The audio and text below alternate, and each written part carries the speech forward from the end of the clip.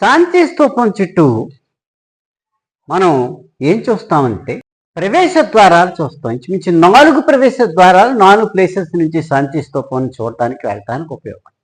ఈ స్తూపం నిర్మాణం ఎలా ఉంటుంది అని అంటే 2 వృత్తాకారంగా ఉండేటటువంటి అతిపెద్ద ఎత్తుగా ఉండేటటువంటి స్తంభాలుండి వాటి పై భాగంలో జంతువులు మరియు వృక్షముల యొక్క కొమ్మల యొక్క విభాగాలతో నిర్మించినటువంటి కళాఖండాలుండి ఆ పై భాగంలో ఏర్పడేటటువంటి ఆ తోరణంలో అనేక విధములైనటువంటి నగీషులతో చెక్కబడినటువంటి చక్కటి అందమైనటువంటి కళాఖండాలు అందులో కనిపిస్తూ ఉంటాయి.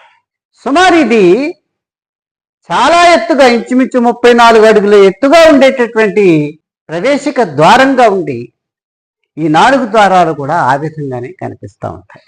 అయితే ఈ ముఖద్వారాలు మరియు ఈ స్తూపం యొక్క నిర్మాణాలు అతి ప్రాచీనమైనప్పటికీ వాటి యొక్క నిర్మాణాలు ప్రాథమిక దశలో ఉండేటటువంటి నిర్మాణాలు కానీ మనకు కనిపిస్తాయి.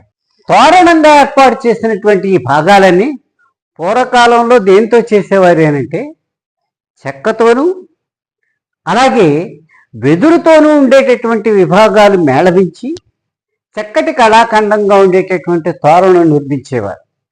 అదేవిధంగా అయితే రాతితో నిర్మించినటువంటి ఈ భాగాలు కూడా చెక్కబడిట ఇక్కడ చాలా స్పష్టంగా సుందరంగా ఉండటం మనం చూస్తాం.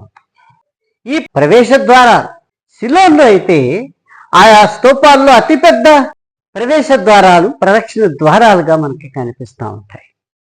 సియోన్లో పూర్వం పాలించినటువంటి అనురాధపురంలో ఉండేటటువంటి ఒక పెద్ద స్తూపం అభాగరి దగాబా అనేటువంటి ఈ స్తూపము దీని యొక్క పైన ఉండేటటువంటి గొడుగు భాగంలో ఉండేటటువంటి విభాగంలో దాని డయామీటర్ ఇంచుమించు 327 అడుగులుండి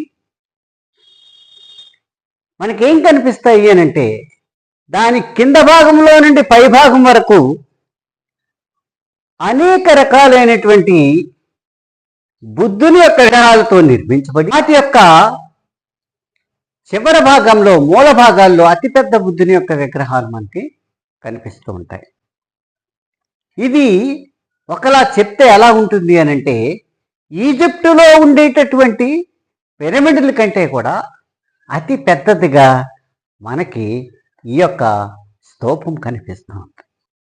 క్రీస్తు 2వ శతాబ్దంలో దీని యొక్క నిర్మాణము పూర్తిగా చేయబడింది. అయితే పూర్వం ఉండేటటువంటి అక్కడ ఉండేటటువంటి స్తూపము చాలా చిన్నదిగా మనకి కనిపిస్తూ ఉంటుంది. అలాగే మనం అమరావతి స్తూపానికి వచ్చినట్లయితే ఇది కూడా క్రీస్తు 200 సంవత్సరాల్లో ఇది పూర్తి చేయబడింది.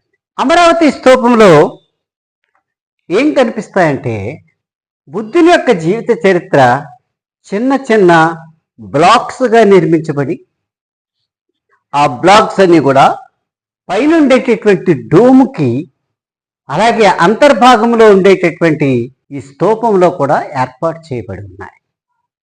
ఈ విడిభాగాల నిర్మాణాలు కొన్ని బ్రిటిష్ మ్యూజియంలో కూడా మనకు కనిపిస్తాయి.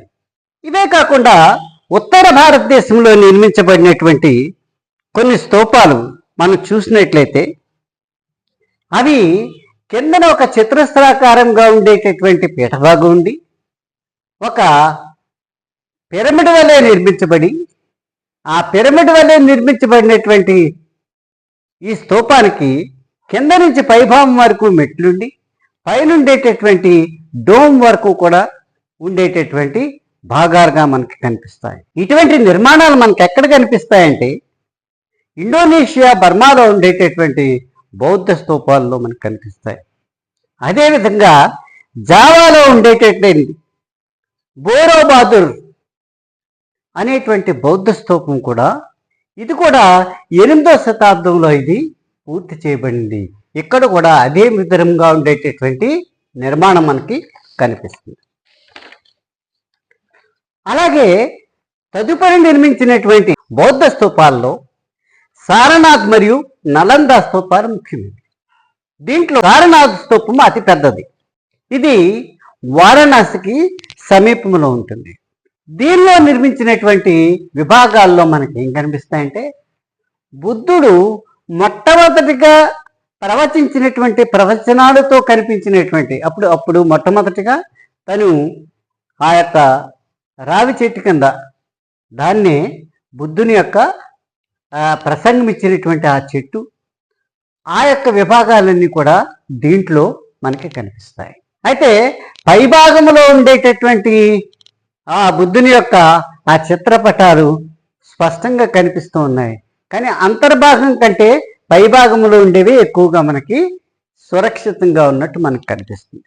ఈ స్తూపాలు గుప్తుల కాలంలో నిర్మించబడినట్టు మనకు తెలుస్తుంది. అయితే దీంట్లో ఉండేటటువంటి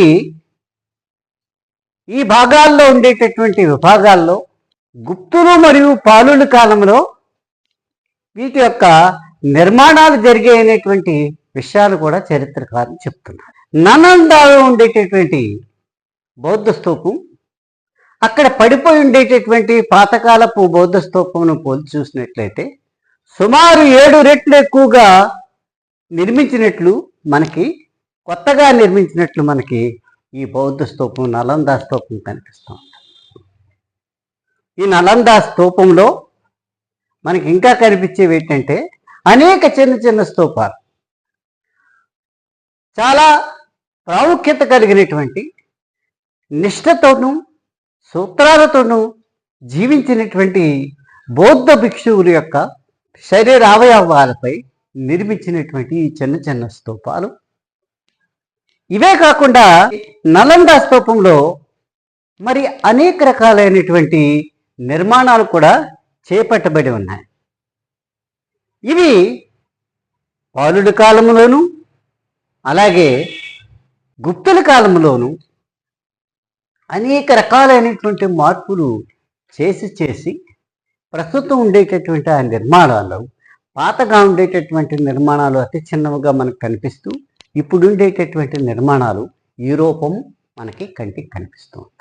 అయితే ఇక్కడ ఉండేటటువంటి బౌద్ధ స్తూపాలు ఎక్కడ చూసినా మనకి ఏం కనిపిస్తాయంటే, ఈ బౌద్ధ స్తూపాల ఆలయంలో అనేక చిన్న చిన్న బౌద్ధ స్తూపాలు, వాటిలో మానిస్ట్రీస్, వాటిలో